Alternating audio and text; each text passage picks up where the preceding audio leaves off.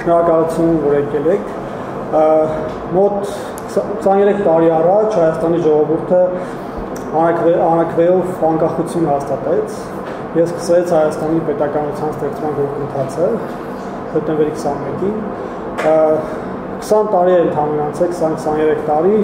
Թվում է թե շատ բան ենք լսել անկախության մասին, առաջի տարիների մասին եւ շատ բան գիտենք, բայց իրականում շատ բաներ եւ չգիտենք, շատ բաներ սխալ գիտենք, որովհետեւ 98-ից հետո իշխանության կողմից անդադ այդպիսի քարոզություն է գնացել եւ այդ տարիները ներկայացվել են որպես մտքի ցրտի, որպես թալանի տարիներ, նշանակվել է անկախության արժեքը, պատերազմի, հաղթանակի արժեքը եւ այլն։ Եվ այսօր մենք հրավիրել ենք մի մարդու, որ այն ժամանակ բարձր դիրքեր զբաղեցրել իշխանության մեջ, եղել է Երևանի քաղաքապետ, եղել է նախագահի խորհրդական եւ ներսից է տեղյակ թե իրականում ինչ է կատարվել եւ ես համոզված եմ, որ այսօր շատ նոր բացահայտումներ կլինեն ձեզ համար։ Ձեզ անկախության սերունդ եմ համար, որովհետեւ ի վերջո դուք խորհրդային միություն չեք տեսել։ Չհաշված աջ կողմի նստած իմ ընկերների, դուք շատ դժվար է նաև պատկերացում ունենալ, եթե չեք ապրել այդ համակարգում, ինչա նշանակում ապրել խորհրդային միությունում։ Երբ որ մենք պատմում ենք խորհրդային միության մասին, այդ նաև ընտանիքում խոսում եմ ես, իմ երեխաները ձեր հասակակիցներ են, զարմանում են, որ այդպես բան է եղել։ Ասենք, երբ որ սա չի եղել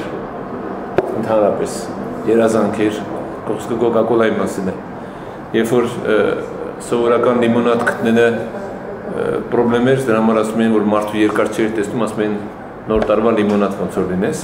որտեղ լիմոնադը տենց էր հայտնում սեղաններին։ Այսինքն ինքը խորհրդային միությունը այնպիսի մի համակարգ էր, որ դրսից երբ որ նայում էիք գնահատական այսպիսին էր, որ շատ ուժեղ համակարգ է, որ այդ համակարգը քանդել չի լինի, այդ համակարգը այնքան ամուր է, որ երբևիցե դրա մասին երազել կամ երազել նույնիսկ այդպես չի կարելի, բայց որոշ դեպքերում պարզվեց, որ շատ հեշտությամբ քանդվեց։ Նույնիսկ կարող եմ ասել, մենք չէինք սպասում, որ այդ ամեն ինչ այդքան արագ կլինի, այդքան հեշտ։ Բայց դա երկարաժամկետ պրոցես է եղել։ Սկսվել այն ժամանակվանից, երբ որ Գորբաչովը եկավ իշխանություն, ես ձեզ ասեմ, որ շատ մեղադրանքներ հիմա կա Գորբաչովի հասցեին, որ ինքը քանդեց սովետական միություն եւ այլն, բայց պատմության մեջ ամեն ինչ չի լինում այդպես, որ ցանկությունները կան։ Պատմության մեջ օբյեկտիվ պատճառներ կան, եւ այդ օբյեկտիվ պատճառները, եթե հաշվի չեք առնում, արդեն տրամաբանական կապը կորցնում են։ Խորհրդային միությունը տրամաբանության մեջ պիտի քանդվեր։ Այնինչ տրամաբանության վրա այդ երկիրը զարգանում էր կամ այն տրամաբանության վրա այդ երկիրը սկսել էր ձևավորվել եւ հետո զարգանալ, ի վերջո պիտի բերեր նրան, որ ինքը պետք է քանդվեր։ Ինքը չկարողացավ դիմանալ մրցակցությանը համաշխարհային եւ այն առավելությունները, որ ուներ, որը հիմնականում պայմանավորված էր սոցիալական արդարություն եւ սոցիալական արդարության այդ մեխանիզմների հետ, բոլորին աշխատանք, բոլորին անվճար կրթություն, բոլորին անվճար առողջապահություն, բոլորին անվճար սոցիալական ծառայություններ եւ այլն։ Միջազգային եթե ասեմ շատ ողջունելի գաղափարներ են, եւ ցանկացած հասարակարգ ինքը ձգտում է դրան, այդում նաեւ այն հասարակարգը, որ մենք ապրում ենք, մենք դժվար է ձևակերպել, թե մենք ինչ հասարակարգում ենք, բայց անվանենք կապիտալիզմ։ Ամենայնպես ցանկացած պետության արժեվ այդ խնդիրը դրված եւ եթե որևէ պետություն կարողանում է դրանք հաջողությամբ լուծել, իհարկե դա մեծ առաջադիմություն է, բայց խորհրդային միությունը սահմանելով այդ չափանիշները, որ մեր մոտ այդ ամեն ինչը կա, բայց իրականում չկար։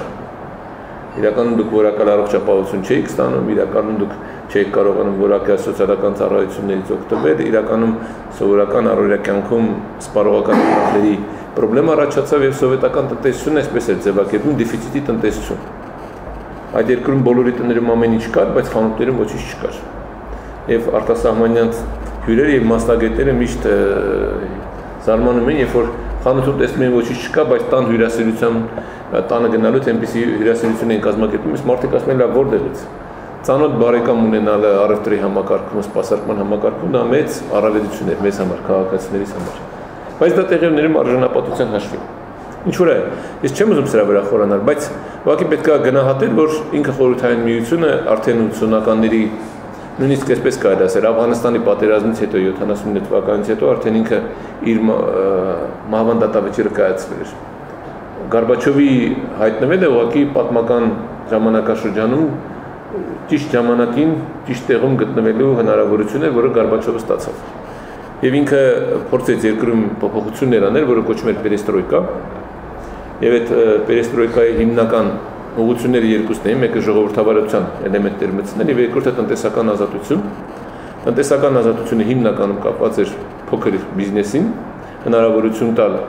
ազատ գործելու, դա անվանեցին կոոպերատիվ շարժում, որը սկսեց 86 թվականից աշխատել, եւ ես ասեմ, որ տնտեսության մեջ մեծ աշխուժություն մտցրեց այդ 86 թվականի աշխուժությունը, տնտեսական փոփոխությունները, բայց մյուս կողմից էլ մարդիկ դրանով ավելի ազատություն զգացին։ Երևի դա էր նաև պատճառը, որ հետագայում, երբ որ անկախության համար պայքար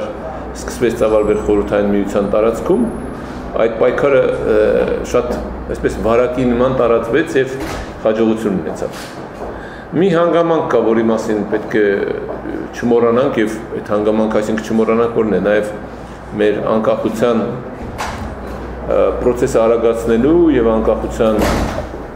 անկախանալու մեջ մեծ դեր է ունեցել, դա Ղարաբաղյան խնդիրն էր, որը նույնպես ծագեց ավելի շուտ այդ խնդիրը կար միշտ էլ եղել էր, ոնց որ թե Հայաստանի Հանրապետության խորհրդային Հայաստանի Հանրապետության ձևավորման տարիներից, եսի նկատի ունեմ 20 թվականից, բայց 88-ին դա ավելի ակտուալ դարձավ, այսպիսի մեկնաբանություններ կա մինչև հիմա, բայց չեմ կարծում, որ դա վերջնական ճշմարտությունն է, բայց կա, որ դա պայմանավորված էր, որ Գորբաչովի դեմ մեծ ուժ կար խորհրդային միության հանդինից ուժային կառույցների, որոնք դժգոհ էին, որ Գորբաչովի երկրի ազատականացման քաղաքականություն է տանում տնտեսության մեջ մասնավոր սեփականության ու այսպես էլեմենտների ներդրում էր դրան էր գնում եւ նրանք Գորբաչովի համար որպես խնդիրներ ազգային հարցը բարձրացրին։ Խորհրդային միությունը այդ հարցը չէր լուծել։ Այսպես իբր թե Ստալինյան ժամանակաշրջանում այդ հարցը լուծվեց, բայց բոլոր տեղերում խնդրեմ կար։ Արտաքինում չկար։ Դուք կարող եք հանգիստ գնալ Ղարաբաղ, Ստեփանակերտ, Շուշի եւ մնացած տեղերը, բայց ներքին միջավայրի հետ շփվելուց հասկանում եք, որ խնդիրներ կա, սահմանափակումներ կա, լեզվի օգտագործելու, մշակութային արժեքներ պահպանելու եւ այլն հարցեր։ Եվ այդ հանգամանքը օգտագործեց 88 թվականի Ղարաբաղյան շարժումով։ Ես ինչի եմ դրա համար սկսում, իմ անձնական կյանքում դա հանդես եղել, ավելի շուտ կարևոր դեր խաղացել։ Ես 29 տարեկան այդ ժամանակ, դասախոս, գիտնական, նաև միաժամանակ աշխատում էի հրազդանմար ձեռնարկությունում, այդ երեքը համատեղում է իրար հետ, ասպիրանտ, տենց բոլորը իրար հետ եւ հաջողությամբ ստացվում էր, ճիշտ է մենք ծանրաբեռնված էի, բայց այնպես եղավ, որ այդ 88 թվականի շարժումը սկսելից ես նաև ասպիրանտական այդ աշխատանքներ կատարելու ժամանակ կամ գիտական գործունեությամբ զբաղվելով հաճախ էի լինում մատենման, Մեյասնիկյանյան գրադարան։ Հիմա ազգային գրադարան է կոչվում, չէ՞։ Անունը չգիտեմ, պահպանվել է թե չէ, թեկուզ դա կնեմ որ պահպանվեր։ Ազգային գրադարան։ Հա։ Այնտեղ միշտ կային մարդիկ, որոնք հատկապես պատմաբանների մեջ են այդ մարդիկ եւ լեզվաբանների մեջ են, որոնք միշտ ազգային թեմաներով քննարկում են կազմակերպում։ Չեմ ասում ազգայնական, որտեղ տեղին չէ այդ մարդիկ ազգայնական չէին, նրանք ընդգծված հայրենասեր ազգային այդ լավ իմաստով մտածողության մարդիկ են, որոնք միշտ Հայաստանի իրենց պատկերացումները տեսնում են անկախ Հայաստան ունենալու մեջ։ Ես այդ մարդկանց հետ շփվել եմ 80-ականներից, չեմ ասում 78, երբ որ ուսանող եմ, երբ որ ավարտել ենք այդ ժամանակվանից ինստիտուտ ավարտել ենք, եւ հետաքրքիր էր այդ մարդկանց հետ շփվելը, այդ գաղափարների հետ առնչվելը, նույնիսկ մարդիկ կային, որ ժամանակին խորհրդային միության տարիներին այդ խմբի մեջ 65 թվականից հետո մի քանի անգամ ձերբակալվել էին։ Ինչ եմ դες ասում 65 թվականից հետո, որտեվ ըստ էության 65 թվականը մեզ համար էլի ազգային գաղափարախոսության կամ ազգային վերերքի առումով ժամանակ էր, երբ որ առաջին մեծ այսպես ցույցը տեղի ունեցավ Երևանում, ես չեմ հիշում, բայց ով որ հիշում է, այնց ոգևորությամբ էր պատմում օպերայում տեղի ունեցող իրադարձությունը, որ ապակիները ջարդվել են, այդ պատմությունը հիմա կա, նաև այդ պատմությունների հետ կապված ձերբակալություններ, դրանից հետո էլի ձերբակալություններ, նաև մեր շրջապատում գտնվող մարդիկ, հանձինես Լևոն Տեր-Պետրոսյանը նույնպես, եթե չեմ սխալվում 66 թվականին էր։ Հա, էլի իրեն ընկերներ, այսինքն ես հետո ջարոց այդ Տիտերնակաբերդի նաև հուշահամալիրի կառուցումը նաև դրանով պայմանավորված, որ բոլորիս մոտ միշտ հիշեցնում էր, որ անկախության, անկախ Հայաստանի գաղափար իրականացնելու այնց երազանք կա։ Ոնց որ 88-ին այդ հնարավորությունը ստեղծվեց եւ ես ամեն դեպս ուրախ եմ, որ առիթ եմ ունեցել այդ շարժման առաջորդմանից մասնակցել, ինչև վերջի պահը, այսինքն համարենք վերջին պահը 91 թվականի, երբ որ անկախության հանրաքվեն անցկացվեց եւ հռչակագիր ընթերցվեց Արամ Մանուկյանի կողմից ազգային ժողովում, Մելիք Ադամյանում էր այն ժամանակ գերագույն խորհրդի նիստի ժամանակ, եւ երբ որ նայում եք այդ 3 տարին, ես փորձում եի պատրաստվելով այսօրվա հանդիպման հիշել ինչ այնպես արտարոց դեպքեր են տեղի ունեցել մինչև այդ, ես չեմ ուզում ասել իշխանության տարիներին, գոնե ինձ համար ինչներ հիշողության արժանի ու կարևոր։ Ամենակարևորը իհարկե ոգևորությունն էր, որ կար բոլորիս մոտ իմ ու քո չկար, ոնց որ մի գործ էինք անում առանց աշխատանքը բաժանելու, այն ինչ որ մենք 2008 թվականին ենք այդպես։ Նույն միջավայրների միջանոց, նույն միջավայրներ, նույն մթնոլորտներ, նույնիսկ այն քայլերը, որ կատարվում էր, ոնց որ թե դրա կրկնությունն էր, սկսած իրար հետ գիշերելը, ուտելիքի հարցը լուծելը, հոգալ իրար մասին եւ այլն, բայց գիտեք ինչն էր հետաքրքիր։ Իհարկե ամբողջ Հայաստանը, ժողովուրդը, բոլորը մի գաղափարով էին ապրում, ունենալ չի ասի, որ սկզբից անկախության գաղափարը բոլորի համար անկարելի էր, ես դες ասեմ, այդպես է չի եղել։ Միջազգային 88 թվականի շարժման գաղափարը այդպես չի եղել։ 88 թվականի շարժումը եղել է Ղարաբաղի հարցի լուծում։ Հետո Ղարաբաղի հարցի լուծումն ի վերջո բերեց, որ անկախանալու դեպքում միայն հնարավորություն կունենանք, որտեղ ի սկզբանե, եթե էլի նայում եք հիշողություններն եք վերականգնում, այն ժամանակ շատերի մոտ կար պատկերացում, որ Գորբաչովը այդ հարցը կլուծի, շատ պրիմիտիվ պատկերացում էր։ Նաև մեզ էր այդպես մատուցվում։ Այն ժամանակվա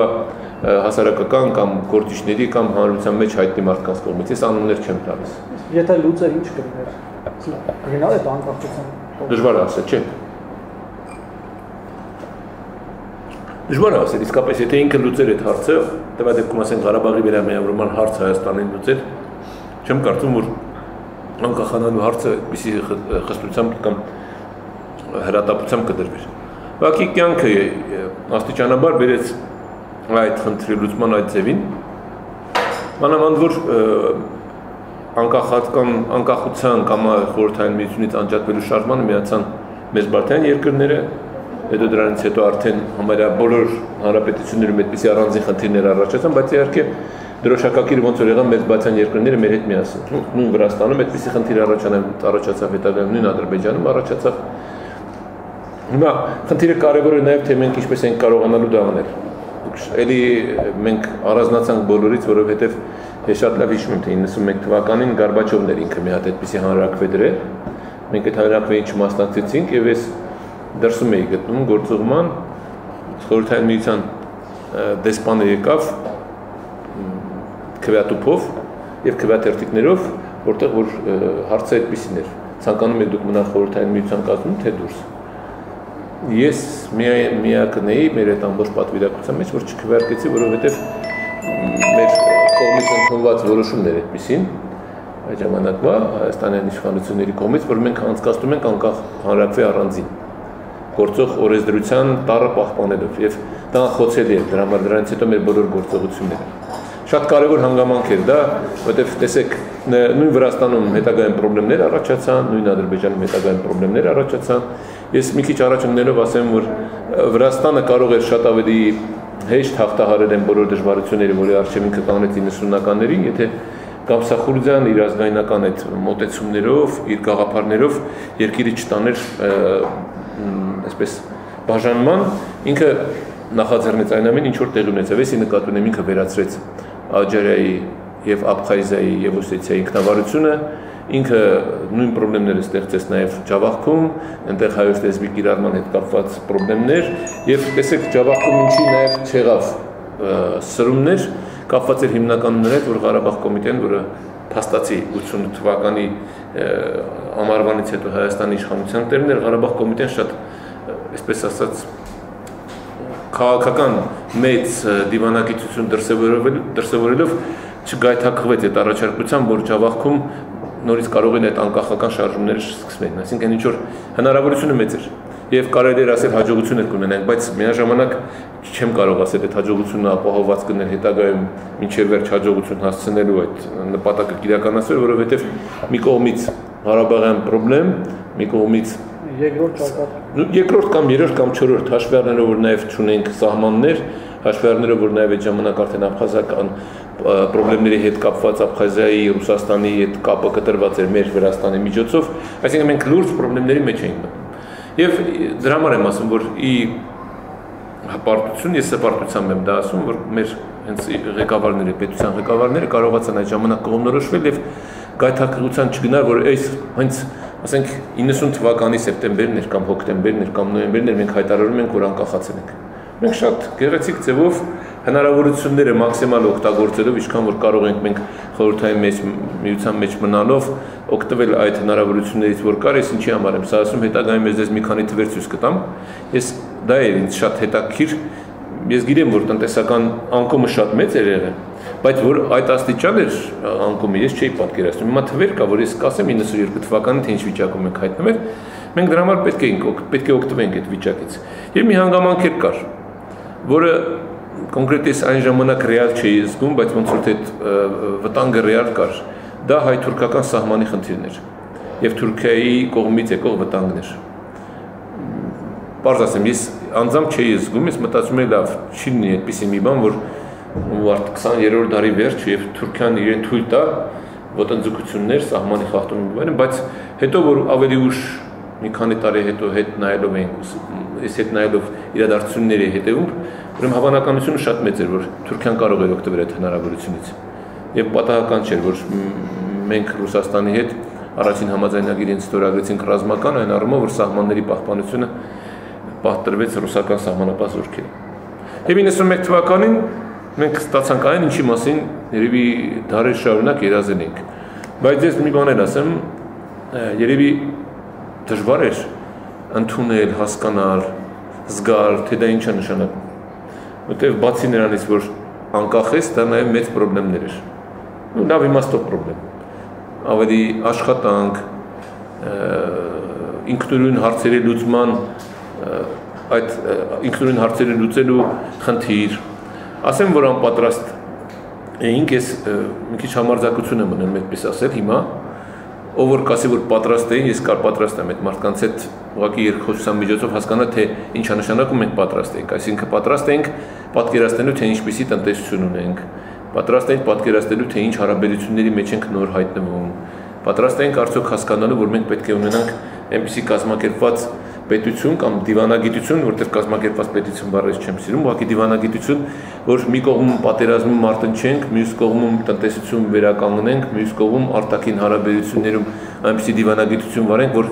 ավելորդ խնդիրների մեջ չհայտնվենք։ Այսինքն խնդիրներն այնքան շատ են, որ դժվար թե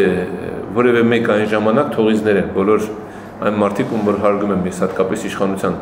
գտնվող մարդկանց, որ ամբողջական պատկերացում ունեն։ Ես կարող եմ տնտեսության հետ կապված ասել, որ մենք գնում էինք այսպես ասած բարեփոխումների տնտեսության մեջ, բայց ընդհանրապես ընդհանուր պատկերացում ունենք, որ մեզ անհրաժեշտ է կապիտալիստական համակարգից տնտեսավարման անցնել սոցիալիստական ներողություն համակարգից անցնել կապիտալիստական։ Բայց ինչ է նշանակում կապիտալիստական հասարակարգը տնտեսական իրենից ամբողջությամբ դժվար էր պատկերացնել, մենք իհարկե գրականություն կարդացել ենք, բոլոր դեպքերում մի առավելություն ունենք, որ այդ ժամանակվա եւ քաղաքական ակտիվը եւ նաեւ իշխանության մեջ գտնվող մարդիկ գրագետ էին, կարդացած էին, գոնե այդ առումով փորձը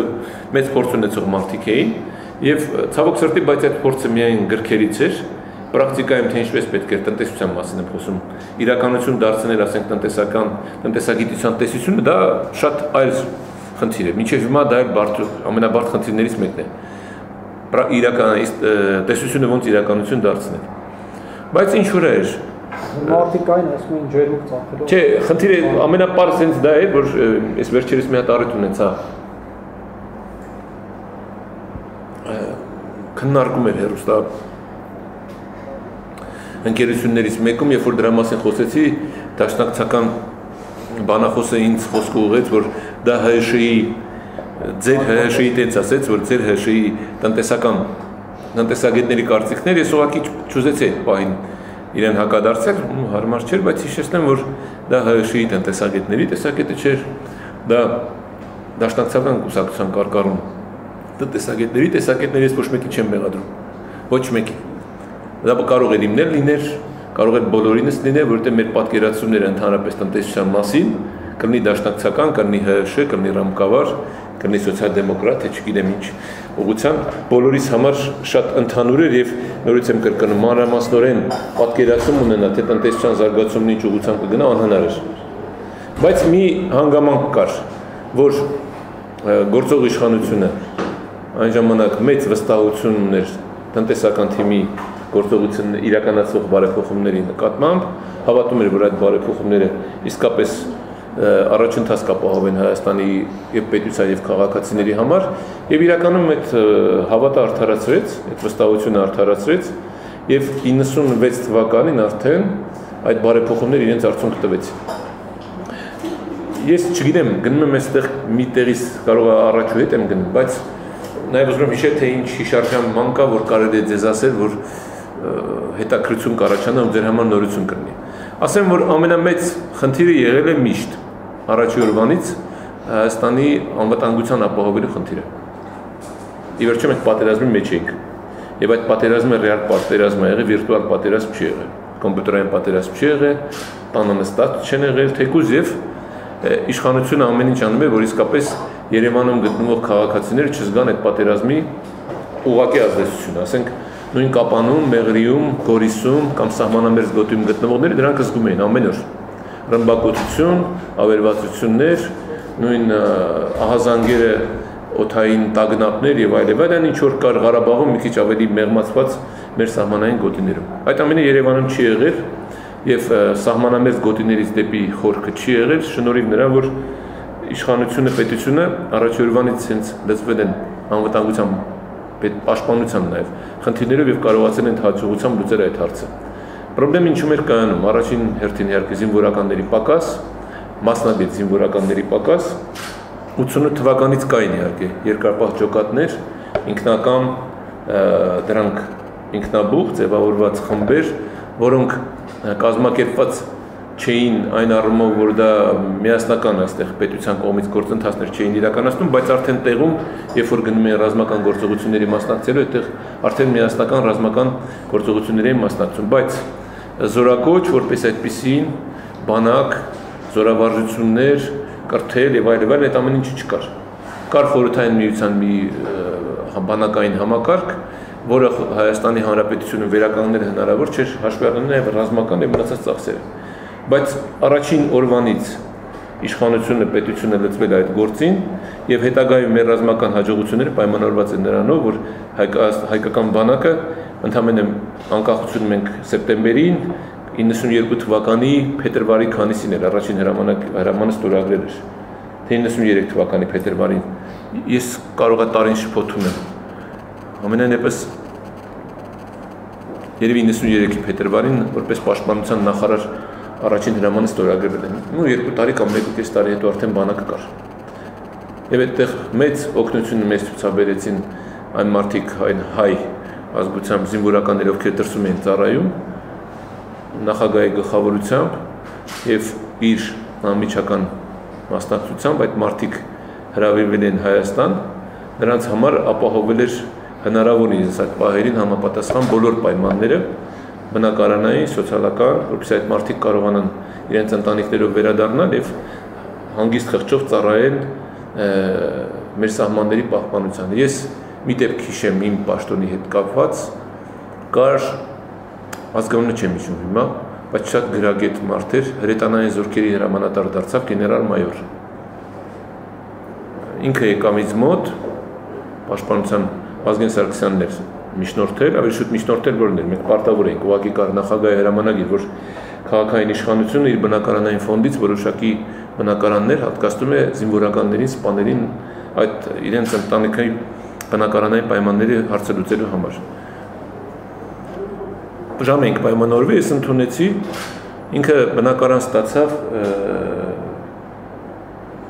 B1 թաղամասից, եթե չեմ սխալվում, Լուչիվա էր կոչվում, այն ժամանակ մարզգործարանի շենքերն էին։ 14 հարկանի շենքից ես հետագայում աշխատել եմ նաև մարզգործարանում եւ մարզգործարանի այդ շենքերի պատմությունը հետաքրքիր էր, հետագայում ոնց դարձավ պետության սեփականություն։ Մոտեցա գեներալ մայորը եկավ, ընդունեցի բայն բնակարանի հարցը, ասեց ձեր բնակարանի հարցը լուծված է, բա քանի սենյականոց բնակարան, ասի 4 սենյականոց բնակարան։ Զարմացավ մի հատ որ լուծված է, մեզ զարմացավ որ 4 սենյականոց, բա երբ կարող եմ տեղափոխվել, ասի հենց հիմա։ Բա բնակարանային պայմանները, ասի բնակարանային պայմանները բավարար է, որ դուք հենց հիմա այդտեղ ապրեք, որովհետև այդտեղ ապրել էին, քանի որ մարզգործարանը կառուցում էին Սերբերի ինժեներոտեխնիկական անձնակազմի ղեկավարները։ Այսինքն դրանց բնակարանային պայմանները ամեն ինչ համապատասխանում է, իրենք գնացել են, հետո բա ես կարող եմ նայել, ես մեր պաշտոնյաներից մեկին կանչեցի, ասի խնդրում եմ ուղեկցեք, թող գնա բնակարան նայի, գնաց եկավ, շատ զարմացած, բայց չէի սպասում, որ իրականում ձեր խոսքերը իրականություն կնեն, ասի դե հիմա այդպես էր անում մեկ-մեկ, բայց հենց հիմա մեկնում եմ ռազմաճակատ Լաչինի մարտերն էր գնում։ Ասի ձեր ընտանիքին ինչ օգնության կարիք կա։ Բա հեռախոս, ասի հեռախոսի հարցն ենք կլուծենք, այդ ժամանակ Երևանում հեռախոս անցկացնել դա մի հատ մեծ պատմություն էր։ Մի խոսքով բոլոր հարցերը լուծեցինք։ Հետո այդ մարդը ռազմաճակատից վերադարձավ, եկավ ինձ մոտ, ես պարտական եմ, ասի ինչ չէ, իհարկե։ Պետության ասեց ես ընդունում եմ, ես ուրախ եմ, որ եկա իմ հայրենիքին, իմ ժողովրդին ծառայելու եւ ես կշարունակեմ մնալու։ Ինքը մնաց հետագայում ես իրան հանդիպեցի։ Մի անգամ Գորիսում էր, թե Ստեփանակերտում էր, ինչ որ առթով է։ Ինքը այդ ժամանակ արդեն մեր հրետանային զորքերի հրամանատարն էր։ Ուրեմն ասել, որ բանակի հարցը մեզ համար եղել առաջնային, մեր բոլոր պաշտոնյաների։ Ես նկատում եմ, որպես Երևանի քաղաքային խորհրդի գործկոմի նախագահ, առաջին հարց եւ կառավարության նաեւ օրակարգում, երբ որ հարցեր էր լինում, բանակին չի ասելը չկար, կամ շատ դժվար էր չի ասել, ոչ թե նրա համար, որ մենք ոնց ասեմ, չէինք կարող չի ասել, ասենք ես նկատում եմ Վազգեն Սարգսյանն էր մեր արժեվ կանգնած։ Այլ ուղղակի մեր մոտեցումներ այդպես։ Մեզ համար այդ ժամանակ բանակ պետություն նույնն էր, մենք շատ լավ հասկանում ենք, որ առանց ամուր բանակի, առանց հզոր բանակի Հայաստանի Հանրապետությունը գոյություն ունենա չի կարող։ Ես այսօր ուզում եմ շեշտադրումը դրա վրա դնել եւ եթե ձեզ հետաքրքիր կլինի ինչ որ հարցեր տալ տնտեսությունից մի քիչ ավելի ուշ կտամ։ Իմացեք, որ որպես ձեռքբերում ես ամենաշատ իհարկե գնահատում եմ ինքը պետությունը ունենալը,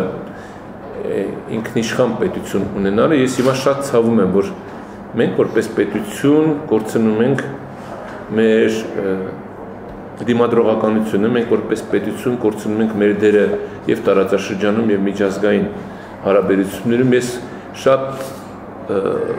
վատ եմ զգում, երբ որ մեր պետության սիմվոլիկաները, ինստիտուտները այսպիսի խղճուկ վիճակում են գտնում եւ դրանք որևիցե ձևով չեն կարողանում ինձ հպարտությամբ ասել, որ ես Հայաստանի պետություն ունեմ։ Շատ միշտ երազում եմ, որ մենք իսկապես ամեն անգամ այդ ինստիտուտների մասին խոսելիս այսպես զգաստանանք, ավելի լուրջ լինենք, բայց հիմա քանի որ գործող իշխանությունները այդպես էլ չկարողացան գնահատել հասկանալ ինչ է նշանակում պետություն, իրենց համար պետությունը դարձավ մի հատ թաղ, մի հատ խղճուկ թաղի, խղճուկ խուժաններ, որոնց կարելի է ամեն ինչ, որոնց կարելի է իշխանություն տալ, որոնց կարելի է առանց պատժվելու հանցագործություններ կատարել եւ այլն, ես սրա համար շատ եմ ափսոսում, որովհետեւ իրականում այն ինչի որ հասել ենք, դա եղել է շատ ծանր գնով, շատ թանկ գնով։ Պաշտպանելը հիմա շատ ավելի նույն երևի նույն ջանքերն է պահանջում այսօրվա իրավիճակը շտկելու։ Ես չգիտեմ ինչպիսի ջանքեր պետք է լինի ձեզնից, ինչ ուժ կորով պետք է դուք ունենաք, որպեսզի կարողանաք այս բաց թողածը վերականգնել, որպեսզի մեր մոտ քաղաքացին ինքը իր պետությանը հարգի, որպեսզի հիմա չասեն, գիտեք, նախկինում ավելի լավ էր։ Ես չեմ ասում, որ չասեն։ Իսկապես դա կասեն, բայց ես կուզեի, որ իսկապես այսօր ավելի շատ այսօր գնահատեին, որ ինչ լավ երկրում ենք ապրում, ինչ լավ պայմաններ է ստեղծված մեզ։ Իրականում պայմաններ կար ազատ ապրելու, ազատ գործելու, դա կրնի ուսում, դա կրնի տնտեսություն, դառնի կրթություն, այդ ամեն ինչը կար։ Եվ հավատացեք, որ սկզբում այդ ամեն ինչը գործում էր։ Բայց հետագայում, երբ որ կառավարման եւ պետության պատկերացումները փոխվեցին, Ստացվեց այն ինչ որ ստեղծվեց եւ ասել որ սա է նորություն է ինչ որ համաշխարհային պատմության մեջ դա էլ այդպես չի։ Ես ուզում եի էլի իմ ուսումնասիրությունների ընթացքում հասկանալ, լավ ինչ են ուզում այսօրվա իշխանավորները։ Ինչ նպատակ են իրենց առջև դնել։ Եզրակացությունը մեկն է, միայն ինքնահարստացման խնդիր լուծել։ Իշխանությունը պահել միայն իրենց անձնական հարցերը լուծելու համար։ Եվ մենք չկարողացանք։ Եվ վերջում, երբ որ մենք բարեփոխումներ ենք իրականացնում, պիտի հիշեք, որ ասում են Ռոբերտ Քոչարյանի ժամանակից անցնենք բարեփոխումների հաջորդ էտապի, երրորդ։ Մենք առաջին երկրորդ բարեփոխումները հաջողությամբ կատարեցինք, երրորդը ինստիտուտների ձևավորումներ։ Մենք այդպես էլ չկարողացանք ինստիտուտներ ձևավորել։ Ընդհակառակը կարողացանք հաջողությամբ գործող ինստիտուտները տապալել։ Եվ հիմա Հայաստանի ամենամեծ խնդիրը, խնդրեմը հետագայի նաև զարգացման ապահովումը նրա համար է, որ ինստիտուտներ չկան։ Կան առանձին մարդիկ կամ առանձին մի մարդ, Սերժ Սարգսյան, որ ինքը բոլոր ինստիտուտներն է ներկայացնում։ Ինքը արդարադատության նախարար է, ինքը քրեակատարողական հիմնարկի ղեկավար է, ինքը դատավոր է, ինքը դատախազ է, ինքը սահմանադրական դատարանի նախագահ է, ինքը միաժամանակ նաև կուսակցության ղեկավար է, շախմատի ֆեդերացիայի նախագահն էլ ավելացրեց։ Մարդ իր մեջ ինքը ֆիզիկապես չի կարող այդ ամեն ինչը ինչքան էլ ասի որ խորհրդական օգնական ունենալ, բայց որոշ դեպքերում ինքը որպես երկրի ղեկավար պետք է կարողանա պատասխանատվություն զգալ այդ իր որոշումների համար։ Մարդ ինքը չի կարող այդ ամեն ինչը մի մարդու մեջ ամփոփվի։ Եվ տենց էլ կարողացավ ինքը վարկաբեկել այդ բոլոր ինստիտուտները։ Բոլորն էլ հասկացան, որ դատարանի հետ գործ չունեն, միանգամից Բաղրամ են 26, որևէ նախարարության հետ գործ չունեն, միանգամից Բաղրամ են 26, մենք էլ ենք դա հասկացել։ Դրա համար որևէ պահանջ մեր կողմից ոչ կառավարությանը, ոչ մեկի չի ներկայացում։ Եվ հա իրականում այդպես է։ Դե հիմա որ մենք այդքանը գիտենք ինչ պահանջ, իզուր տեղում պահանջենք։ Ինչ գնաս կառավարություններ ինչ պահանջես, ինչ հարց լուծող է, կամ գնաս ազգային ժողովներ ինչ հարց լուծող է։ Եվ ինքը գիտեք ինչ է վերականգնում, ինքը վերականգնում է խորհրդային վերականգնել ավելի ճիշտ խորհրդային միության միակուսակցական համակարգը։ Եվ դրա մասին այս սահմանադրական բարեփոխումների տրամաբանությունը կանում է դրա մեջ, սրա մասին իրենք խոսում են։ Այսինքն ցանկանում են վերականգնել խորհրդային միության ԽՄԿԿ-ն, բայց հանրապետական կուսակցության լոգոյով։ Բայց ես ասեմ, խորհրդային միության ԽՄԿԿ-ն իր կրթական ցենզով, իր պատրաստակամությամբ դրի ուրիշ երևույթ էր եւ իր համաշխարհային խնդիրներով։ Սա մի խղճուկ կուսակցություն է, որը շատ թեթև քամուց վարկանների ընթացքում քանդվելու է, որտեղ այդ կուսակցության մեջ ինստիտուտներ չեն աշխատում։ ԽՄԿԿ-ն մինչև հիմա գործում է, որտեղ ԽՄԿԿ-ի ինստիտուտներն աշխատում են մինչև հիմա։ Նույն Ռուսաստանում այդ ինստիտուտները շատ հստակ աշխատում են։ Հայաստանում ուղղակի այդ ԽՄԿԿ-ի մի հատ խմաճիկն է ստեղծվել, որը կոչվում է հանրապետական կուսակցություն։ Եվ իրենք բոլոր հնարավոր խարդախ մեթոդներով, միջոցներով իրենց մենաշնորհներն են սահմանել քաղաքականության մեջ, տնտեսության մեջ, մշակույթում, լրագրողական կյանքում, առօրյա մեր հարաբերություններում, կրթական համակարգում, առողջապահության համակարգում։ Բայց դա շատ զզվելի եւ անտանելի մի բան է։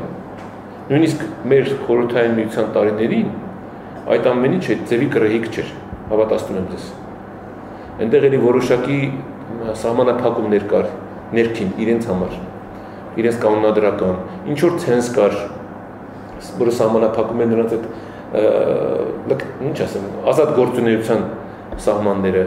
Ասենք նույնիսկ այդ նշանները, մենք խոսում ենք ընկերների հետ,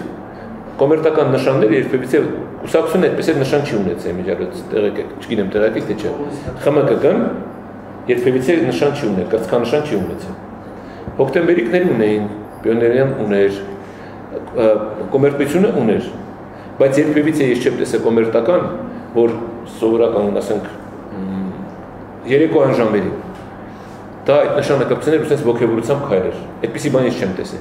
Չկար։ Դա երբևիցե պատիվ չէր բերում։ Միշտ կպցնում են ասենք այստեղ, երբ որ ժողովներ էին գնում կամ երբ որ մտնում են։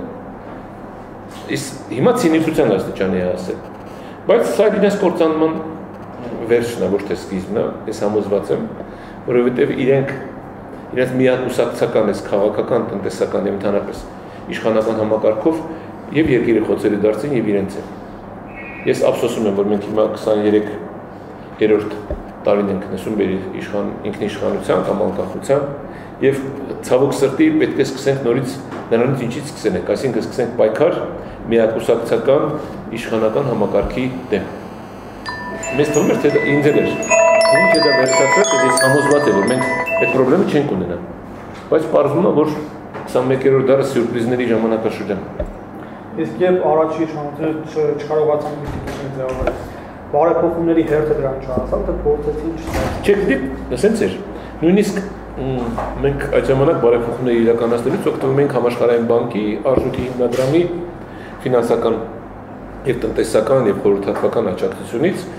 ասեմ ձեզ նաեւ ինչի ենք օգտվում իրենցից, որտեղ ուրիշը չկար։ Դա էլ իմացեք։ Եվ այդ մարդկանց հետ մեր պայմանավորվածությունների շրջանակում ինստիտուտների ձևավորման այդ բարեփոխման ծրագիրը պետք է սկսվեր հենց 97-98 թվականին։ Այդպես էր կար։ Ծրագրի անունն էր այդպես եւ այդ գումարները դրա համար էին հատկացնում։ Բայց մենք չկարողացանք դա անել եւ համոզված եմ, եթե 98 թվականին այդ իշխանապողությունը չլիներ, գոնե այդ ինստիտուտների առումով կարելի էր ամեն ինչ հնարավոր կներ ամեն ինչ անել այդ ինստիտուտը ձևավորել, որը հետագայում անդառնալի կդարձներ այն երևույթները, որ այսօր տեղի ունենում, այսինքն իշխանության ձևավորման խնդիրը վերջնականապես լուծված կլիներ, որ դա կլիներ ընտրական, ազատ արտահայտման ձևով եւ հետագայում այդ ինստիտուտների գործունեության անկախությունը կամ օրենքով գործելու պրակտիկան կընդունվեր։ Ես նաեւ ուզում եմ գնահատել, թե ամենակարևոր խնդիրը որն էր մեզ համար։ Ֆրիդմանը հայտնի ազատական գաղափարախոս տնտեսական Նոբելյան մրցանակակիր, ինքը երկար ժամանակ հետևում էր այս գործընթացներին, եղել էր Ռեյգանի խորհրդականը եւ ասում էր, որ սովետական ավեշուտ ոչ թե սովետական արևելյան Եվրոպայի երկրների տնտեսական բարեփոխումների ամենակարևոր նպատակը դա մասնավոր սեկտորի կայացումն է։ Մենք էլ ենք այդպես պատկերացում, որ եթե մասնավոր սեփականությունը որպես այդպեսին ձևավորվի եւ կարողանա ամրապնդվի տնտեսական կյանքում, դա շատ կարևոր մի փաստ կարող ենք արձանագրել, որ վերջ սոցիալիստական համակարգը չկա, կա կապիտալիստական համակարգ։ Ֆրիդմանի 10 տարվա ուսումնասիրություններից հետո եկել է մի այլ եզրակացության, որ դա չի կարևորը։ Կարևորը օրենքի գերակայությունն է։ Եթե օրենքը աշխատում է, ցանկացած մի համակարգում, առավելևս կապիտալիստական համակարգում, եթե օրենքը աշխատում է, ուրեմն օրենքի աշխատելը բերում է իսկապես եւ նորմալ տնտեսական հասարակական հարաբերությունների ձևավորման եւ ամրապնդման, որը ապահովում է նաեւ զարգացում տնտեսական եւ ընդհանրապես հասարակական կյանքի։ Հիմա մեր մոտ նույն սահմանադրական բարեփոխումների, որ հարցը նորից դրված է ոչ թե նրա համար, որ իսկապես ուզում են։ Այլ իրականում մենք խնդիրին չենք ասում, որ մեզ համար անընդունելի է։ Մեզ համար դրված է հարցը հետեւյալ։ Այսօրվա սահմանադրությունը գործում է թե ոչ։ Միանշանակ չի գործում։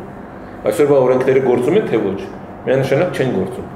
Օրենքները եւ մնացած սահմանադրությունը գործում են այնքան, ինչքանով որ դա ձեռնտու է իշխանության ամենաբարձր օղակում գտնվող մարդուն կամ նրա հավատարիմներին։ Լևոնյանն ասում վտանգ կար, որ կարող է գործել ժամանակաշրջանում։ Հա, լավ ասում։ Իսկապես, որտեղ իրականում ցանկացած օրենքի քննադատություն անելուց առաջ նախ պետք է այդ օրենքը կատարել։ Հետո փորձել օրենքը փոխել։ Բայց այս մարդիկ օրենքը չեն կատարում, սահմանադրությունը չեն կատարում, հետո չեն հիմնավորում, օրինակ ինչ եք փոխում հիմա սահմանադրությունը։ Կա որևէ հիմնավորում ինչ եք փոխում։ Ինչ է երկրի զարգացման որ տեղում է դա խոչընդոտում։ Ուզում են ավելի մարդակենտրոն։ Այս ինձ համար մարդակենտրոն։ Ես միշտ իմ անձնական մոտեցումներն է եղել ընդհանրապես հասարակական երևույթներին գնահատական տալուց, երբ որ շատ են խոսում մարդու մասին, այդ մարդկանցից ես միշտ վախենում եմ։ Երբ որ իմ մասին է սկսում շատ խոսել, ես ընդհանրապես այդ մարդուց փախնում եմ։ Նույն այդ կենսաթոշակայինը ոնց էր ասում, ասում ձեր 40 տարի հետո կյանքի մասին եմ մտածում։ Պատկերացնում եք մեկը հայտնվի ձեր փոխարեն 40 տարի հետո գուշակից հետո ոնց եք ապրելու։ Այդ մարդուն ես ոնց հավատամ։ Դա անլուրջ մարդ է, մեղմ ասած։ Դրա համար հենց այդ մարդակենտրոն բառը մեջտեղ որ կա, արդեն վտանգավոր է։ Ինչ է նշանակում մարդակենտրոն։ Նա թողել եք բացատրելու։ Մեր անկախության այս մանի հրաչակագրում մարդը որտեղ էր կենտրոնում էր, թե կողքում էր, թե չգիտեմ, ծայրամասերում էր գտնում։ Ամեն ինչ այդ մարդ էր։ Այդ ամեն մի բառի մեջ անկախության հրաչակագրի մարդ է։ Մենք ի նկատի ունենք ունել մեզ առաջինը եւ հետո դիմացինից կանգնածին կողքի կանգնած։ Եվ ես ձեզ ասեմ, որ հենց այդ շարժման առավելությունը նա էր, որ բոլորը գնահատվում էին։ Նաեւ սենց ասեմ դες լիդերի փնտրտունք էլ չկար։ Շատ տեղերում բոլորը նաեւ լիդեր էին դառնում այդ պահին, եթե պետք էր ինքը լիդերը դառնում, բայց դրանից նեղվեր չկար։ Հետագայում խնդրեմը տենց եղավ։ Հետագայում երբ որ շարժումը դարձավ կուսակցություն, առաջացավ այդ խնդիրը, չէ՞, բանոն մի հատ հոդված ունի, ես քանի որ համասին խոսացի, ասում որ համագումարը պետքա ավելի ուշ լինի, որովհետեւ երբ որ մենք սկսեցինք վերածել կուսակցության, որտեղ արդեն մարդիկ պետք է ընտրվեին վարչության կազմում եւ այլն, շատերը նեղացան, որ համագումարի պատվիրատու չէին, նեղացան, որ վարչության անդամ չընտրվի եւ այդպես ամեն մեկը իր մակարդակով ինչ որ բանից նեղացավ։ Ճիշտ դիտարկում է, ես շատ լավ հիշում եմ համագումարը, շատ լավ հիշում եմ այդ պատմությունը։ Իրականում, երբ որ ես էլ նայեցի վարչության կազմը, դե հիմա ես այդ ժամանակ ամբողջ Հայաստանը Ղարաբաղ կոմիտե էր, այդպես ասեմ։ Ես չէի կարող 2 միլիոնանոց կամ մի քիչ պակաս մի քիչ մարդկանց իմ մեջ տեսնել կամ իմանալ։ Իմ մոտ էլ սկզբից այդպես զգացողություն եղել է, ինչի ես չկամ այդտեղ կամ ինչի մեկը չկա։ Բայց հետո շատ սովորական դարձավ։ Այսինքն գործ ունես անելու գնահար է, ինչ կարևոր է որ դուք վարչության անդամ եք կամ վարչության անդամ չեք։ Ճիշտ է, դա քաղաքական առումով ինչ որ նշանակություն էր, բայց առօրյա կյանքում ինչ որ փոփոխություն, պետության ճիշտ է, լավ բան է, որ նոր ստեղծող պետության մեջ որոշումներ կայացնելու մեջ մասնակցություն ունես, բայց իրականում եթե ուզում ես գործ անես, արա քեզով է խանգարում։ Ինչ է խանգարում, որ ասենք ես դրանից հետո գնացի էլի հրազդամաշում աշխատում իմ գործն է անում, հետո գնացի Մարսում իմ գործն է անում, հետո քաղաքորթի պատգամավորել իմ գործն է անում, իմ ինչ որ արածով ինչքանով որ կարողացել եմ նպաստել եմ, որպեսզի մեր պետությունը իմ պատկերացման մեջ, ասենք իշխանությունը, ինչ որ կայանային ձևով ինչ որ ես էի պատկերացնում, ասենք ինչի խնդրեմ եղավ քաղաքորթում, ես ոնց եմ դարձել քաղաքորթի նախագահ։ Շատ մտածված չէի, ես չեմ եղել որպես ՀՀՇ-ի ներկայացուցիչ միջազգայինորոշ դա իմացեք, ես ՀՀՇ-ի կուսակցության անդամ չեմ եղել, մինչև վերջը չեմ եղել, եւ բոլորին թվում է, որ չգիտեմ ինչ որ կազմակերպված ՀՀՇ-ի կողմից ՀՀՇ-ի դեմ, որտեղ այն ժամանակ ընդդիմություն էր։ Հա, տեսեք ինչն էր բայց խնդիրը։ Իմ ընդդիմությունը պայմանավորված էր նրանով, որ ոչ թե ես անձի հետ կապված խնդիր ունեի, բոլորը այդպես են ներկայացնում։ Այլ երևույթի հետ էր։ Այն ինչ որ տեղի ունենում այն ժամանակ քաղաքային խորհրդում Երևանի ինձ համար անընդունել էր։ Այն ինչ որ տեղի ունենում մավականին այսօրվա։ Այսինքն կար մեծամասնություն, որը փորձում էր պարտադրել իր որոշումները բոլորին։ Եվ մենք հայտնվեցինք մի իրավիճակում մի փոքրամասնություն ընկերներ, որոնք ծանոթացել են 90 թվականից, երբ որ քաղաքորթի պատգամավոր ենք եղել, անկախ մեր կուսակցական պատկանելությունից, այդ ընկերների մեջ կային դաշնակներ, ԱԻ, կոմունիստ, հանրապետական, հետո ՀՀՇ նույնիսկ, այսինքն հայտնեմ մի խումբ մարդիկ, որոնք զուտ քաղաքային իշխանության աշխատանքային ոճը իրենց համար ընդունելի չէր մեր համար։ Իսկ այդ ոճը կայանում էր օրենքը շրջանցել։ Ամենահասարակ մանն էին անում։ Այսինքն իրավունք չունեին, նշանակեին Երևանի քաղաքային խորհրդի գործադիր կոմիտեի նախագահի տեղական առանց այդպես էր քաղաքորթի որոշման։ Քաղաքորթը որոշում էր ընդունում դեմ էր։ Չեն կարողանում հասկացնել, որտեղ որոշում են նշանակում են տեղակալ, բայց այդ տեղակալը իրականում իրավունք չունի նշանակել։ Նա կատարում էր ֆինանսական գործողություններ, այսինքն ստորագրությունները, կնիկ եւ այլ, այսինքն քրեական առումով արդեն պատժելի գործարքներ եւ մենք գնում ենք դատախազություն։ Քաղաքային դատախազ մեր ձեռը կրակներ ընկել։ Հետո գնում ենք դիմում ենք Գերագույն խորհուրդ։ Գերագույն խորհուրդում արդեն մեզ գիտեի։ Այսինքն մի հատ խնդիր որ պետք է լուծել օրինական ձևով, երբ որ օրինական ձևով չէ լուծում, մենք դրա դեմ գնացինք եւ այդ ամեն ինչը ի վերջո հասունացավ այն աշխարհում, որ քաղաքորթի գործադիր կոմիտեի նախագահ հրաժարական տվեց եւ ընտրությունների հնարավորություն մենք ստացանք։ Եվ շատ սովորական ռեյտինգային սկզբից քվեարկություններ, հետո վերջնական արդյունքում 5 թե 6 քվեարկություն եղավ։ Նոր որ ես ընտրվեցի։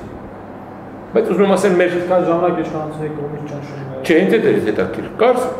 նույն Վանո Սիրադեղյանը ՀՀՇ-ի ղեկավար, կարող են իրենք ազդել։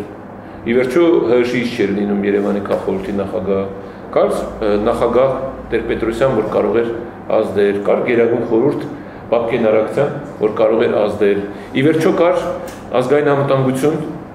համապատասխան իր հնարավորություններով, բայց ես հավատացնում եմ ձեզ, հենց այդ ինստիտուտները պետական են ժամանակ, ամեն մեկը զբաղված էր իր գործով։ Խնդիրը դրանում էր։ որ երբևիցե ազգային անվտանգության աշխատակիցը չէր հայտնվել քաղաքային խորհրդի նիստին։ Եվ այնտեղ փորձեր ինչ որ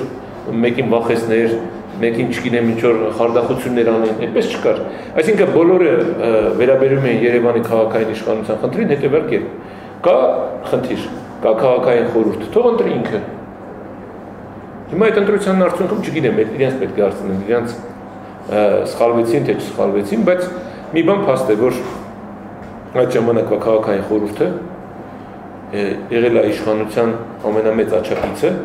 եւ իշխանության ամենամեծ քննադատը, ես նկատում եմ կառավարության։ Բայց ոչ մի անգամ, ոչ մի առիթով երբևիցե պետության առջև խնդիր չի դրել։ Իսկ այդ ժամանակ ասեմ, խնդիր դնելը շատ պարզ,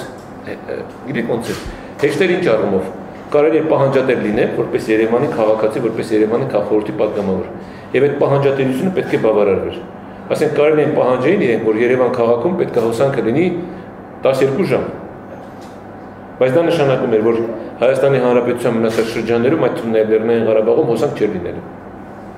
Բայց իրանք ունեն պահանջել, որտեղ ի վերջո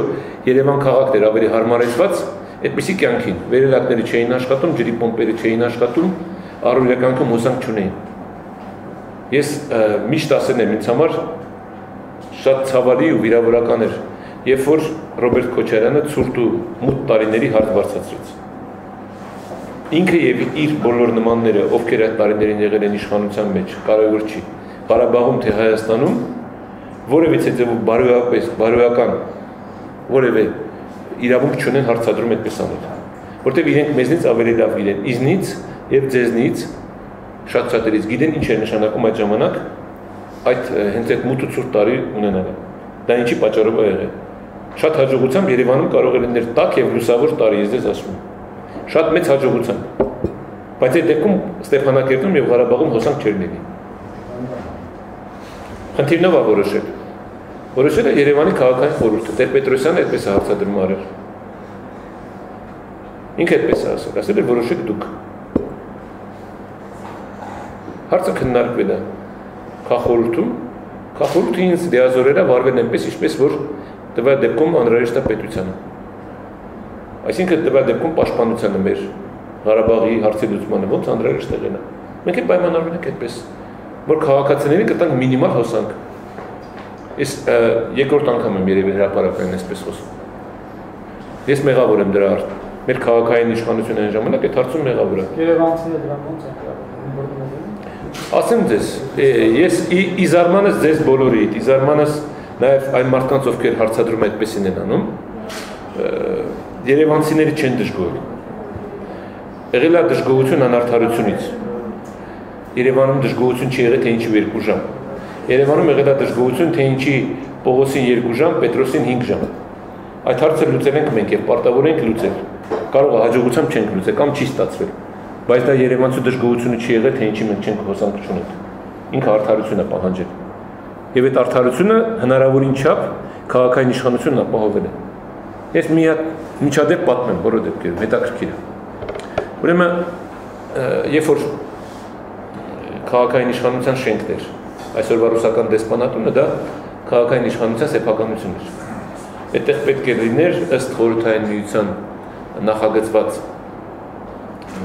նախագծի, ուրեմն այսօրվա քաղաքապետարանը, որ կար, այդտեղ պետք է ներ քաղաքապետարանի շենք,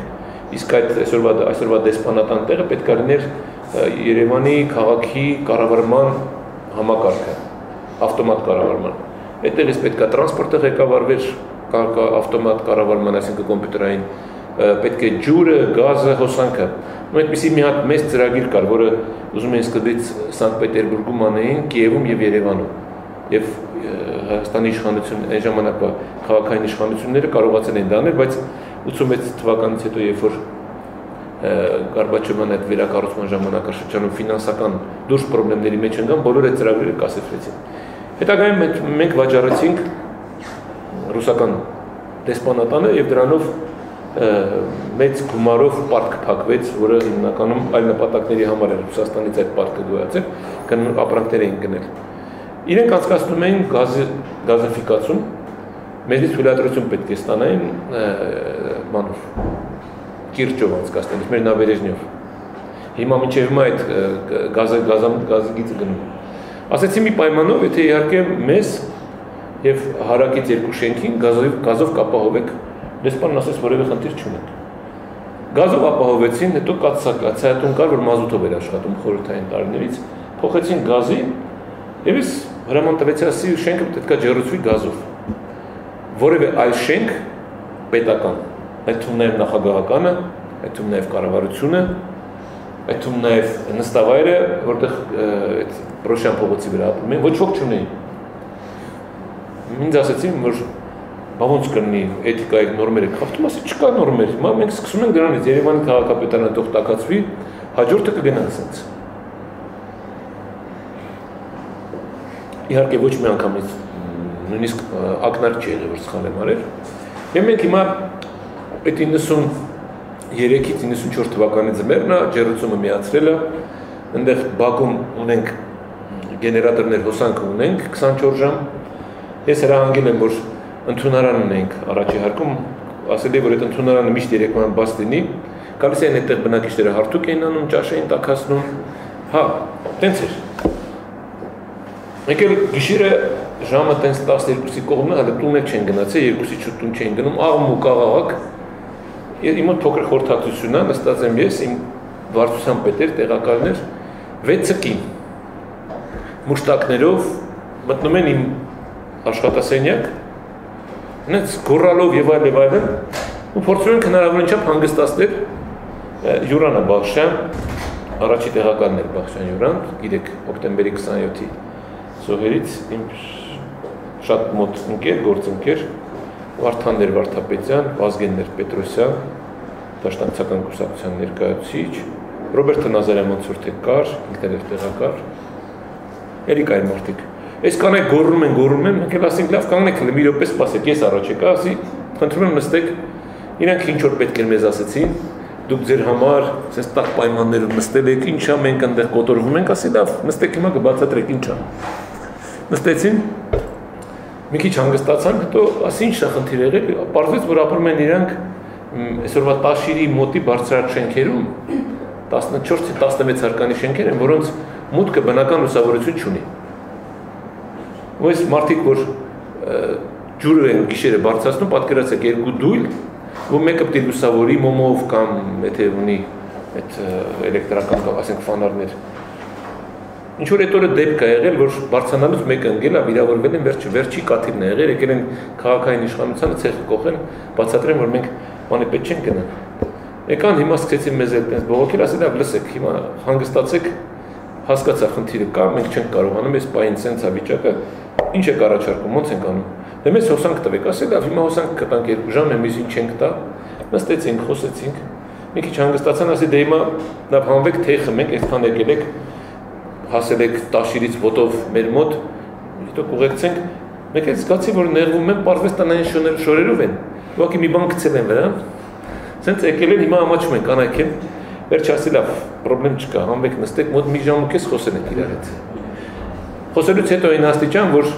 իրանք ներողություն խնդրեցին, որ մեզ անհանգստացրել են, այսինքն մենք լավ հասկանում ենք, որ իրանք այդպես ասեն, որ պատերազմը մենք շատ լավ հասկանում ենք, ուղղակի եթե հնարավոր է մեր վերելակը վերանորոգեք, եթե հնարավոր է մի քիչ ավելի շատ հոսանք տանք, մենք ոչ մի ուրիշ բողոք չունենք։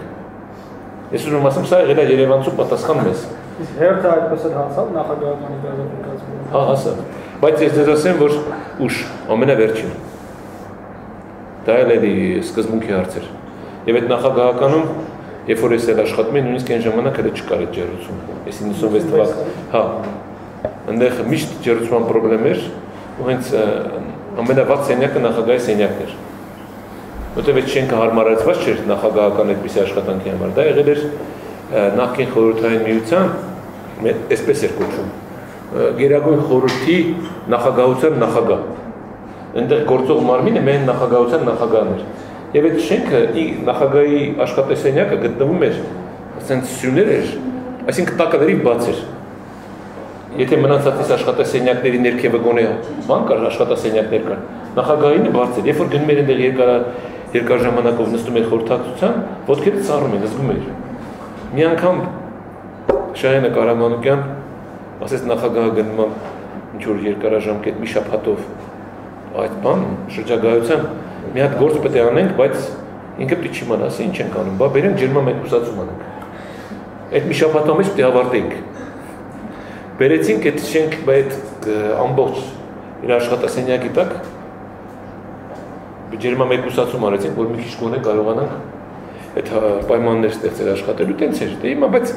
իրեք իշներ հետաքրքիր։ Ոչ մի անգամ մեծ առումով խնդիր հոսանք մեր համար։ Ավելի շատ անհանգստությունը կայանում է նրանը, որ մենք չենք կարողանում առանձին ձեռնարկություններ աշխատացնել, որտեղ մի տարի մենք որոշում կայացրեցինք, որ հոսանքը պետք է տանք բնակչությանը, հետո ինչ խնդրի առաջ կանգնեցինք։ Պարզվեց, որ տղամարդիկ եթե մնում են տանը, ընտանեկան խնդիրները շատանում են։ Դա էլ ներքին տեղեկություններ էր։ Ասեցին գործարանները պետք է աշխատացնեն։ Ու հետո որոշում կայացրեցինք, որ ամեն գործարանին ինքը եթե ներկայացնում է, որ պատվեր արտադրանք պետք է տա, ուրեմն այդ գործարանին հոսանք ենք տալիս։ Այդտենց սկսեցին արդեն գործարաններն աշխատել։ Եվ ես հիմա երբ որ թվերն եմ նայում, ասենք 92-ից 93-94 թվականները, այդ թվերը հենց դա են ապացուցում, որ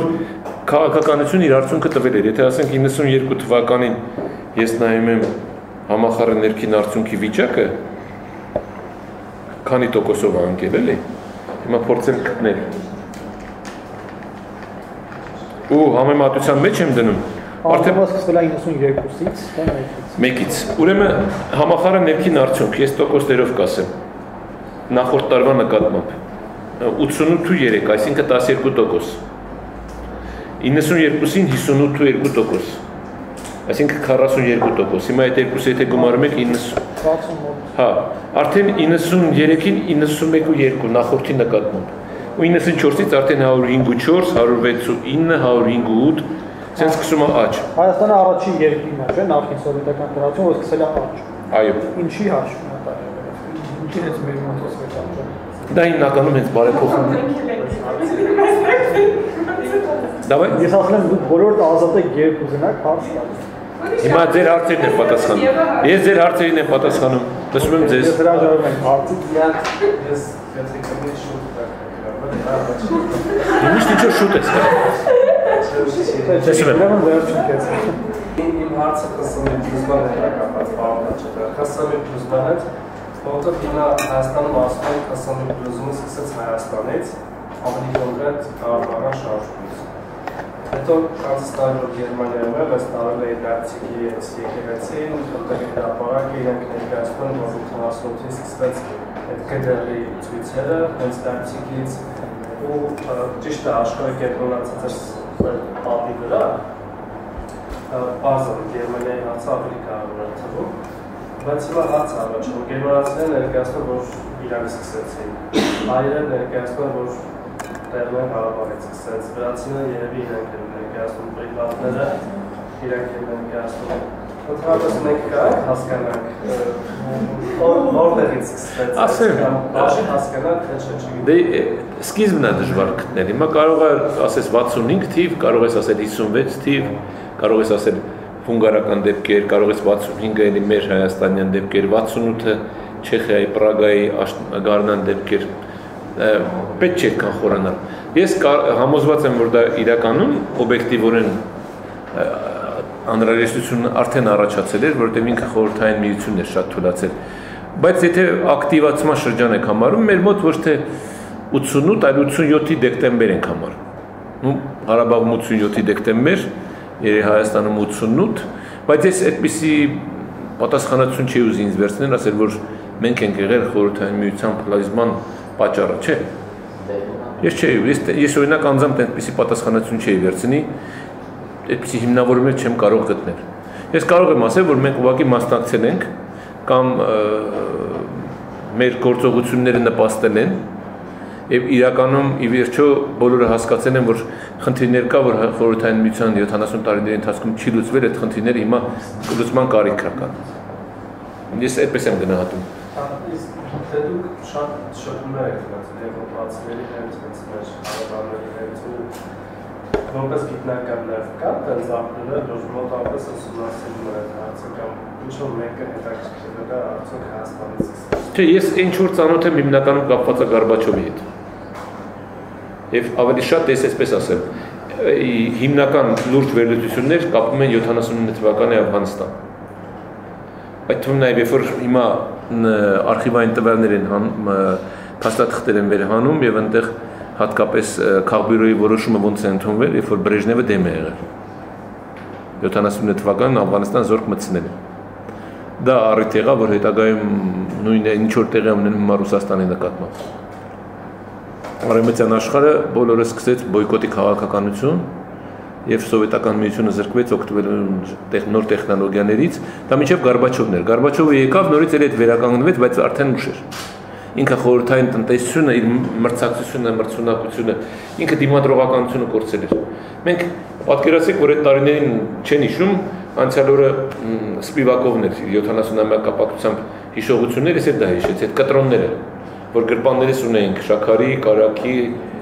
բենզինի, չգիտեմ ինչի, հետո ամեն նոյեմբերի 7-ին նոր մի կտրոնի փոխարեն երկուսն էին տալիս, ուրախանում էինք էլի։ Այդ հերթերը, խանութների դատարկությունը, այդ կտրոններով ապրելը։ Բայց նա մարդկանց մոտ կարողացել է, որ դա սկսվել է անկախության շուտ։ Չէ, խնդիրը դրան մականում ոչ ճշմարտությունը չի ներկայացում։ Դա իմիջիայլոց կտրոնները վերացինք մենք։ Ես շատ լավ հիշում եմ Հրանտ Բագրատյանի կառավարությունը եւ էլի մարդիկ կային, այսօրվա ամենաշատ խոսը հոխորտացող եւ ամբարտավան իրան պահող Խոսրով Հարությունյանը։ Ես շատ լավ հիշում եմ, թե ինքը ինչ էր անում, որպեսզի հացի կտրոնները մնային եւ հացը չազատականացվի հացի գինը։ Շատ լավ հիշում եմ, թե ոնց էր ասում, եթե դուք ազատականացնեք, մենք առանց հացի կմնանք, այդ պատմությունը միշտ հիշեք ու միշտ այդ բոլորին ասեք։ Մի օրվա մեջ կամ մի շաբաթվա մեջ, լավ, մի շաբաթվա մեջ։ Պարզվեց, որ Երևանում եւ Հայաստանում իրականում հացի պահանջը 1.5 անգամ ավելի քիչ է, քան կար։ Եվ մի շաբաթ հետո տես չէ։ Մանիկն է այդտեղ այդ բնակավարում աշխատել։ Մի շաբաթ հետո այդ փոքր հացի արտադրամասերը կարողացան պահանջը բավարարել եւ պարզվեց, որ Հայաստանում 1500 տոննա արուրի կարիք կար օրեկան, ընդամենը 900 տոննա է պահանջարկը։ Մարդիկ ուղղակի առնում էին։ Կտրոնը որ տալիս էին տալոնը, ասեք երկու հաց պետք չի։ Բայց գնում էր երկուսը առնում էր, հետո մեկը օգտագործում էր, մեկը պիտի գցեիր։ Խնդիրը սանում է։ Այո։ Ես այս փոքր սրճարանում եմ, դու որտեղ ես։ Որտեղ ես։ Հատ։ Դե արի, դեր քեֆ կետ։ Որտեղ դաս, բան։ Այդ Չարենցի թանգարան։ Հա, դու մտերից կարող ես այդտեղ կամ տեղից աճ մտնել, մի քիչ, եղավ, հա, ուզում ասել, այդ բարեփոխումները, որ արվեստորը կտրոնները վերացան, թե չէ իրականում ես էլ նույն Սպիվակովինը, որ պատում էր, ես դա հիշեցի, որ մեր կյանքում դա դառել էր, հետո հիշեցի, որ մեր տանը արդեն երեխաները տենց էին խաղում, ժեկից գնում էին, բան են դարձել,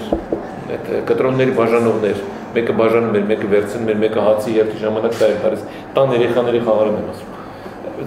Ի տարբերություն այդ բոլոր հիշողությունների 93 թվականից այդ տալոնները վերացան։ Եվ այդ տալոններով զբաղվում էր քաղաքային իշխանությունը։ Մի շատ անշնորհակալ, միշտ կասկածվող ինչ-որ գործողություններ, որովհետև պետքա մեր ներկայացուցիչ չգնար տպարանում այդ պետքա ոնց որ ընտրական քվեաթերթիկները։ Պետքա հանվել, մարվել, դե դա էլ գումար է։ Չէ, բայց խորհրդային միությունը այդպեսին էր տարա։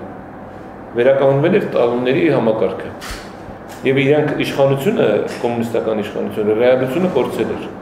Կյանքում իրականում իրադարձությունների նկատմամբ վերաբերմունքներ էր կորցրել։ Ինքը չգիտեր ինչ աներ։ Ինքը չգիտեր ինչ էր պատճառը դա։ Մարդիկ նավթ էին արդյունահանում եւ արտահանում, նավթի փոխարեն բերում էին սննդամթերք։ Ամբողջ խորհրդային միությունը չէր կարողանում սննդամթերքով ապահովել երկրի ժողովրդին։ Ամենահասարակ սննդամթերքով։ Ասենք կլինի միս, կլինի կատնամթերք, եւ դա է պատճառը։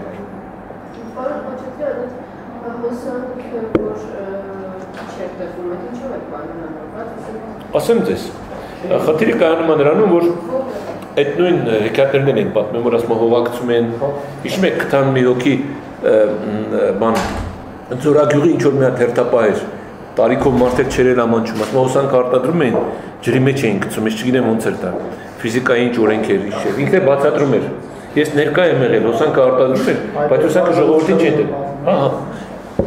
Իրականում ատոմակայանը չէր աշխատում։ Եվ ատոմակայանը փակվել էր, դա իրականության չեն ներկայացնում, ճշմարտությունը խեղաթյուրում են։ Դա եղել էր Սուրեն Հարություն կար, Հարությունյան, Կենտկոմի առաջի քարտուղար, իր ժամանակ դա էր, որպեսզի նա երկու տես պոպուլիստական քայլ արեց։ Մեկը կոնդի վերականգնում, խորհրդային տարիներում էս կրակը գցեց կոնկրետ քաղաքային իշխանությանը, բոլորին ասեց, որ կոնդը պետք է քանդվի եւ կոնդի տեղը պետք է կառուցվի նոր թաղամաս։ Ես ինքը կոնդն էլ հիմնականում կառուցված էր անօրինական, դրանց փաստաթղթեր տվեց։ Եվ հետագայում այդ մարդիկ գալիս են փաստաթղթով, ասում են ինձ տուն տուր։ Դա եւ երկրորդը ատոմակայանը, ինքը ատոմակայանը փակեց։ Ինչը։ Հա, 80 թվականի երկրաշարժից հետո ինչ որ մասնագետներ եկան, ուսումնասիրություններ կատարեցին, այդ ուսումնասիրությունները հրապարակային դարձան, հրապարակային դառնալուց հետո պարզեց, որ վտանգ կա այդպեսին։ Հատկապես այնտեղ ինչ որ երկրաշարժային գոտի եւ այլն։ Եվ ատոմակայանը կանգնեց, ատոմակայանի կանգնելը դա ըստ էության խորհրդային միության շրջանակներում խնդրեմ չէր։ Խորհրդային միության փլուզումից հետո, երբ որ մենք ունենք միայն ջերմոկայաններ, հիդրոկայանների ռեսուրսը չէր, մեր ջերմոկայաններն աշխատում էին մազութով։ Եվ այդ ժամանակաշրջանում, երբ որ շրջափակում էր, մենք մազութը ստանում ենք աբխազական գծով։ Մեր համար սխալ եմ ասում, ներողություն, հակառակը, Բաքվի գծով։ Հայաստանի հիմնական երկաթգիծը եղել է Բաքվի երկաթգիծը։ Աբխազական երկաթգիծը դա եղել է ապրանք ուղևորափոխադրումների համար։ Մենք 90%-ը մեր ապրանքների ստացել ենք Բաքվի երկաթգծով։ Իսկ դա փակվեց 92-ին, վերջին երևի մեկ կամ մեկին, երկուսի ոնց որ թե Մեղրի վերջի փոխադրումներն էր, Դավիթը պատմել Մատեոսյան, չեմ հիշում, համենայնդեպս 92-ին տենց ասենք։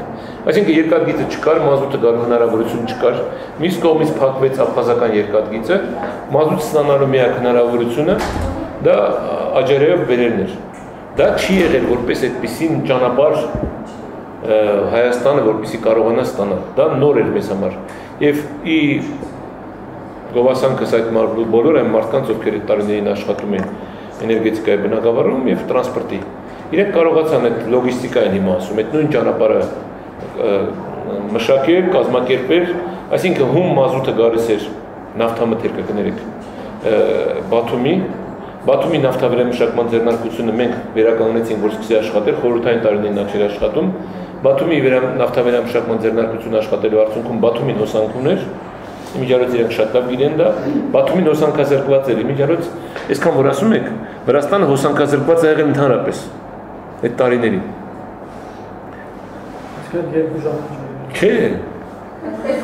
Վրաստանի իմ գոլեգան Թբիլիսի քաղաքապետը գալիս էր այստեղ, որ մեզնից սովորեր, թե ոնց ենք մենք կարողանում այդ էքստրեմալ պայմաններում հիվանդանոցներին, հացի գործարաններին, առաջին խիստ անհրաժեշտության օբյեկտներին հոսանք մատնել։ Դա արվում է շատ հասարակ ձևով։ Կարեն Դեմիրճյանի օգնությամբ ամբողջ հայ էլեկտրոգործարանի գեներատորները տրվում էր մեզ, եւ մենք այդ բոլոր հիվանդանոցներում առաջին անհրաժեշտության կարիք ունեցող ձեռնարկություններին, օբյեկտերում գեներատորներ էին դնում։ Չէ՞ մենք կարողացանք օգնել։ Ու մազութը ստանալուց հետո տեղափոխվում էր երկաթգծով, իսկ այդ երկաթգիծը պայթեցվում էր հնարավորինս ինչքան որ հնարավոր էր։ Մինչև որ մեր համապատասխան ծառայությունները 94 թվականին իրենք էլ գործողություն, համապատասխան քայլերի միջոցով կարողացին կանխել։ Գազամուղը պայթեցվում էր,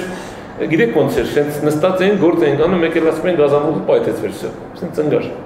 Ինչ որ ծրագրեր էր մշակել, մտածում էր Երևանում կոնկրետ։ Ինչ որ կյանքի հետ կապված, մշակութային կյանքի կամ առօրյայի հետ կապված, ինձ համար ամենամեծ խնդիրը ջուրն էր։ Դուք չեք պատկերացնում ինչ էր նշանակում այդ ջրի համակարգի համար։ Սովետական տարիների կառուցված Երևանի ջրամատակարարման մոտ 40%-ը հոսանքի անհրաժեշտությունն էր, որպեսզի հասցնի։ Այդտեղ չէր հաշվի առնել են հանգամանքը, որ մեր մոտ Երևանում ջուրը գալիս էր ավելի բարձր տեղերից։ Հետո մենք 94-ից սկսեցինք այդ ծրագիրը, որը կոչվում էր ինքնահոս ջրի մատակարարման ապահովություն։ Գառնից ինքնահոս էինք բերում, ապարանից ինքնահոս էինք բերում, կատնախբյուրից ինքնահոս էինք բերում, բայց մինչև այդ հոսանքով, միայն պոմպերով։ Իսկ երբ որ հոսանքը անջատում այդ պոմպերը կանգնում էին, ու մի սկսում էր դա չեք պատկերացնում չէր, այսինքն գիտեք ոնց էր, ամեն վայրկյան աղետ, բացի դրանից, վարակվելու հնարավորությունը շատ մեծ ջրի, աղտոտվելու հնարավորությունը շատ մեծ։ Այդ պայմաններում հոսանք դրա համար չկար։ Եվ այն բոլոր հեքիաթները, որ պատմում են, որ եղել է հոսանքը չգիտեմ ինչ են արել, դրանք ընդամենը հեքիաթներ են։ Եվ ասենք ոչ մասնագետը կարող է խոսել, ոչինչ, հասարակ քաղաքացին բնակիչի իրավունք ունի տենց խոսել։ Էլի ես կհասկանամ։ Բայց երբ որ խոսում է պետական պատասխանատու այն ժամանակվա պաշտոնյա, երբ որ մասնագետ, որ շատ լավ հասկանում է, որ ինքը ստում է, դա ինձ համար անընդունել է։ Երկու ժամը տալիս եք գեներացիա։ Չէ, սենց էր։ Բոլոր դեպքերում հոսանք արտադրվում էր հիդրոկայաններում։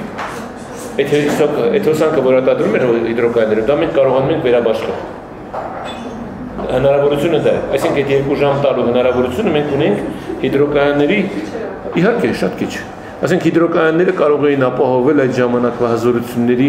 ու ավելի շուտ հոսանքի անհրաժեշտ պահանջարկի երևի 30%։ Հիմա որտեղ որ պետք էր, այդպես նաև Ղարաբաղ, որտեղ որ պետք էր, պաշտպանական նպատակներով, առաջնահերթ այդպես էր։